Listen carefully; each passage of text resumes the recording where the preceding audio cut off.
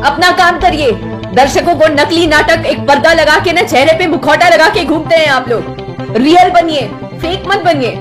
Akshara Singh Mona Lisa के हरकत देखकर कहा है कि ये लड़की हीरोइन बनने लायक नहीं है, क्योंकि मोनालिसा इतना सुंदर है, उसका आंख का चमक इतना अच्छा है। अगर ये भोजपुरी इंडस्ट्री में आएगा तो मोनालिसा बाकी हीरोइन सबके चूल्हा चपटा बंद कर देगा। इसी डर से अक्षरा सिंह कहा है कि सभी इंडस्ट्री में जा सकता है मोनालिसा, लेकिन भोजपुरी इंडस्ट्री में हम नहीं आने देंगे। लेकिन भोजपुरी के ट्रेंडिंग स्टार खेसारी लाल यादव ने कहा है कि अगर वो लड़की भोजपुरी इंडस्ट्री में आना चाहता है तो हम उसे लाएंगे, हम उसे हीरोइनी बनाएंगे, उसे यहाँ पर कोई नहीं रोक सकता है। एक तरफ अक्षरा सिंह उसे हीरोइनी नहीं बनने देना चाहता है भोजपुरी के, एक तरफ खेसारी लाल मोनालिसा के हीरोइनी बनाना चाहता है।